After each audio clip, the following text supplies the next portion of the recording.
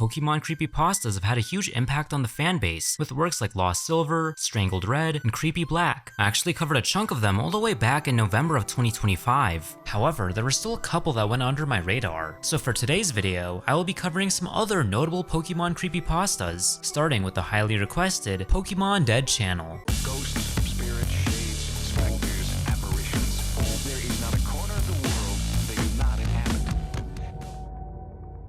With this story, we actually do know the original author, who's a DeviantArt username Starbite. This is a big deal to me because many creepypasta authors are anonymous. Anyways, to start us off, the narrator talks a little bit about their childhood. I was introduced to the world of video games a little later than most people. For most of my childhood, if not all of it, I was isolated from other children and had virtually no social interaction. I spent my days in a school that felt like a prison, and my nights wasted watching mind-numbing television programs. Life was bland and boring. All I had were my stuffed animals and cheap plastic toys to talk to. Then, I got a GameCube.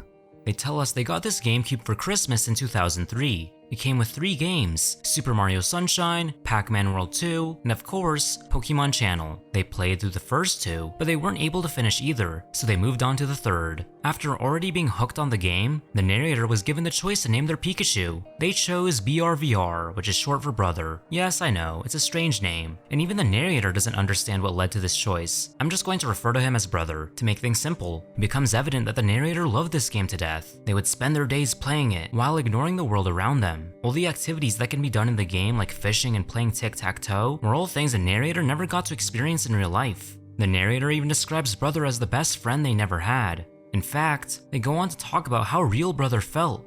If I was sad one day, he seemed to be sad too and acted accordingly. If I got angry, he also displayed and expressed my anger during the game. If I needed something to cheer me up, he would act silly, jump on me, and do other stupid things. Later, when I grew up and matured, I assumed that all those strange events had never actually happened, and that when I was younger, I had simply imagined them.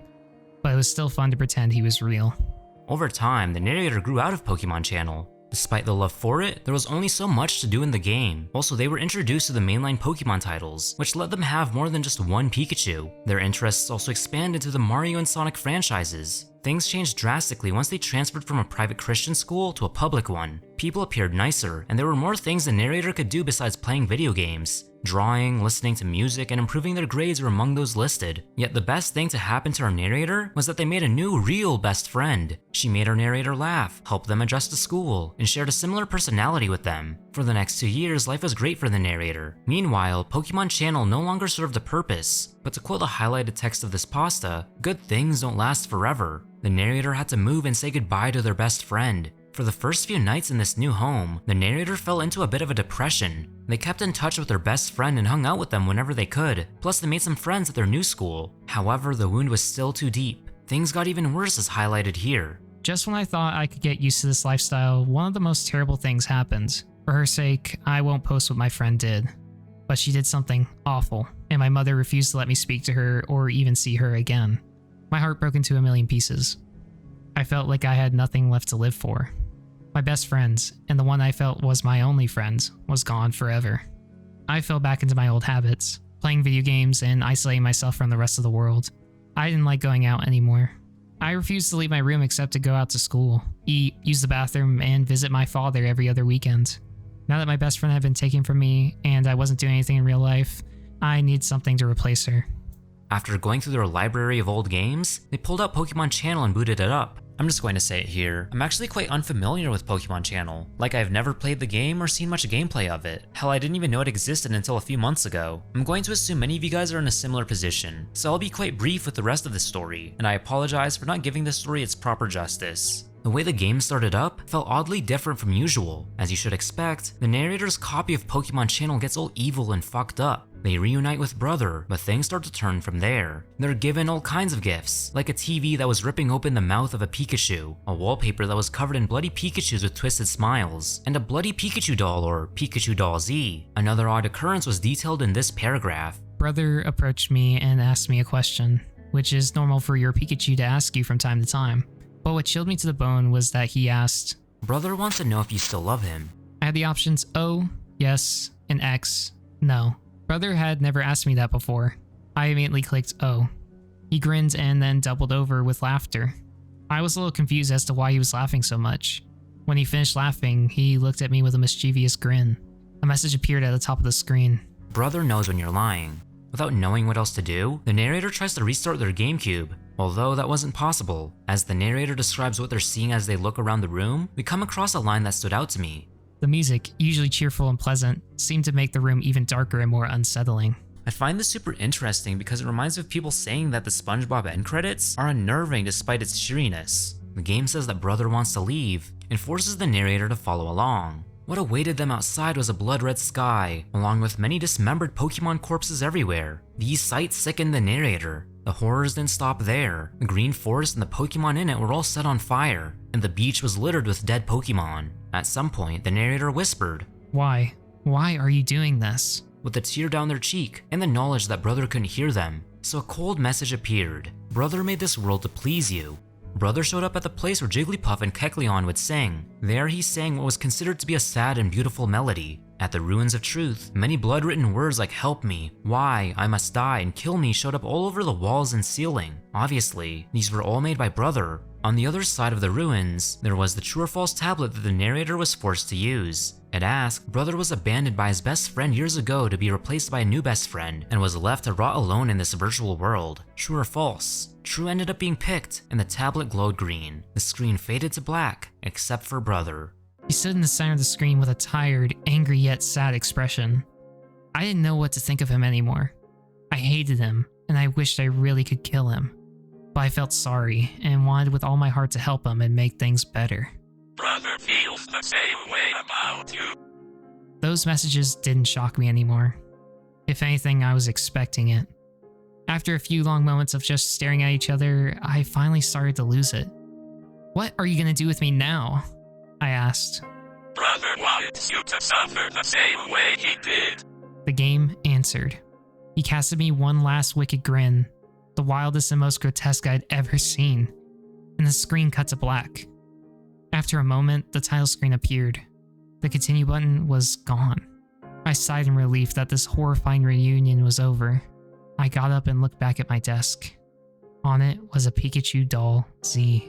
My opinions on this pasta are definitely mixed. I'm going to be a lot more open-minded and less pessimistic compared to how I was in the last Pokemon Creepypasta video. At the end of the day, these are works made by starting writers for the sake of enjoyment. That aside, I thought this story built up decently well. I actually cared about the protagonist, something that barely happens when reading video game creepypastas. Their journey from being an outcast to being a lot more sociable and happy, only to be back where they started, is a relatable experience for many, so I can see the story holding a special place in many people's hearts because of that. However, even by creepypasta standards, all the gory stuff going on in the second half was a bit over the top. Like, I wasn't scared or disgusted, I was just like, alright, there isn't any subtlety, so as a result there isn't any fear factor. Actually, I think the evil gameplay segments would work out if they were hallucinations or just a nightmare. Also, I feel like the concept of a virtual pet being out for blood holds a lot of potential. I'd love to see it explored in other ways. Still, I'm glad a lot of you guys brought this pasta up to me because I enjoyed it a decent amount despite its heavy flaws. A creepypasta that almost made it into the last video is that of Hypno's Lullaby. Why I cut it out, I honestly don't remember. Before I dive into the pasta, let's read out the Pokédex entry for Hypno in Fire Red. It carries a pendulum-like device. There once was an incident in which it took away a child it hypnotized. Pretty dark stuff, am I right? This pasta isn't as fully fleshed out like the last one. Rather, it's a poem. It reads as follows. Come, little children, come with me. Safe and happy you will be.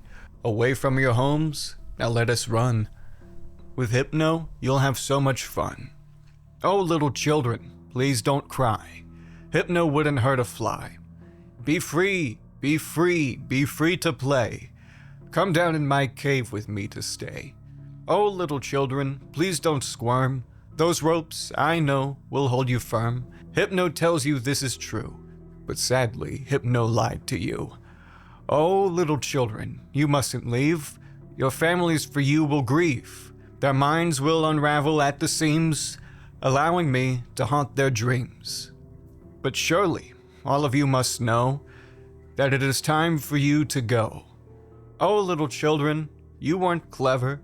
Now you shall stay with me forever. I remember listening to the cover of this years ago and being creeped out. Then I listened to the cover again and thought it fucking sucked. It was poorly mixed, and the voice just gave off Dax cosplaying the Joker. I think reading this pasta without hearing the cover added to my enjoyment of it. I always wanted to read more Poképastas that are in-universe, rather than involving a player's experience. The world of Pokemon has a dark side to it, made clear through things like Pokédex entries. I'm sure there's a lot more I need to check out. I'd love to read some Lovecraftian story about the Ultra Beasts. As for the poem itself, it's campy. It's not bad by any means, and it still has a bit of an unsettling aura. I just think it's quite simple. The only person I can see this pasta creeping out is a little kid. Which I mean, many little kids were scared of this pasta. I remember back in middle school we had to dissect darker poems and stories. You know, stuff like Edgar Allan Poe's works. I don't know, just seeing this pasta's written structure just reminded me of that. That just made me imagine something. What if 10 years down the line, middle schoolers are dissecting creepypastas? Finding more pastas besides the two I just talked about was kind of difficult. Not a lot really stood out. The ones that did ended up being a bit disappointing. There was one exception, the PM Mutation of 1997. This one is very unique. Everything is told to us through journal entries. And also, this story serves as a prequel to the anime. I know the latter might steer you away, but give it a chance. The first entry starts on December 2nd of 1996. It's too bloody cold to be out here. The boss is telling us to go and find a mouse for some unknown reason. He says it's necessary for an experiment. I don't know why we have to do this in the freezing cold, but the boss says it must be done. Now. December 12th, 1996. We finally found the mouse the boss wanted. At least we get to escape this horrid weather. Although, I still wonder what the boss wanted with this stupid thing. December 28th, 1996. I finally get back to work after the holiday. The boss tells me he's been working on the project throughout the holiday week. Figures. He doesn't have a family to get home to. His son left almost a year ago, after the boss's wife died. Now he just sits there with his cat at his side, staring out the window for most of the workday. January 3rd, 1997. The boss has named this project Project P, but he says he already has plans for many more experiments in the near future. I wonder what he's doing. January 18th, 1997.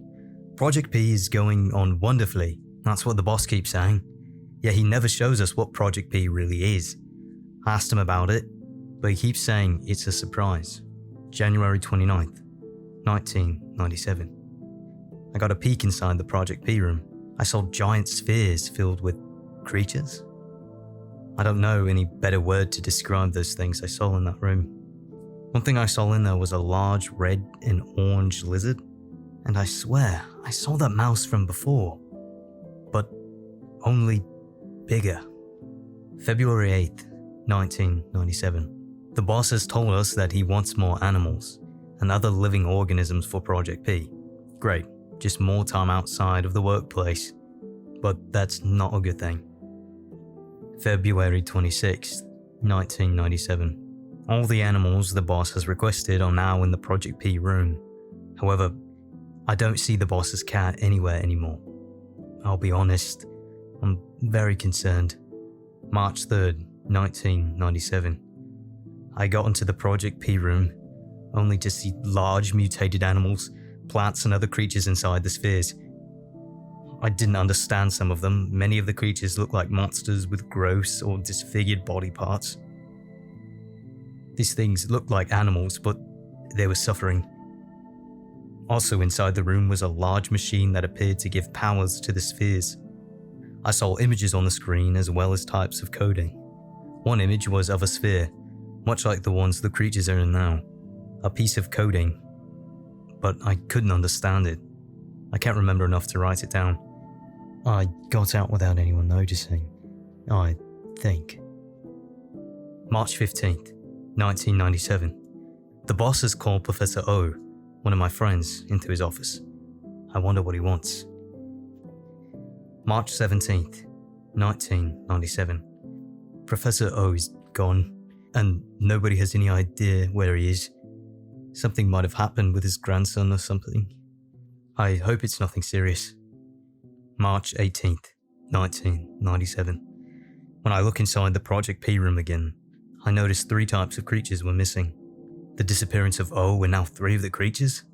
Are they connected somehow? March 19th, 1997.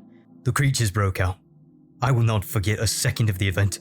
The boss ran out of the Project P room screaming in terror. I ran into the room to see what scared the boss. Inside, I saw hundreds of creatures running around, attacking and shredding the others in their claws, burning them with fire and other gruesome ways. One creature blasted a hole into the back wall. As the creatures escaped, one creature caught my eye. The large mouse we found. The mouse ran into the machine that I saw was feeding them information and destroyed it with its tail, which seemed too strong to be natural. The assault on the machine sent extreme electrical shocks into the air and rounded them back to the mouse. After a couple of seconds, the mouse got up and ran out of the room. Luckily, the boss is unharmed, except for a few cuts. March 24th, 1997. The outbreak of the creatures has spread throughout the world. Humans have quickly grown accepting these strange things as if they have been there since the beginning of time. The boss has told us to get back at least some of the creatures that have escaped from the base. Meanwhile, we are trying to get the sphere-shaped object that allows of the retrieval of one of those monstrous beings. Sadly, most of the world already owns these capturing tools. March 29th, 1997. As we stand, hand in hand, we shall go and obtain the creatures that have escaped the possession of our boss. With these R's on our chest, we shall not fail our boss. April 1st, 1997. Professor O contacted me, saying he just gave one of the creatures to a boy. He said he was a bit of a fuss, but he got them both to settle eventually. I felt so bad telling him the 3 were gone, O said to me, but it was nice to see his face when I gave him the newest one and said to him, it's named Pikachu. Looks like me and Jesse know who the next creature is that we're going to get. Ah, Team Rocket. I'm sorry I made them British. I actually love this Pokemon creepypasta. Obviously, none of this stuff is canon, and it makes less sense the more thought you put into it, especially considering... Alright, oh that just happened.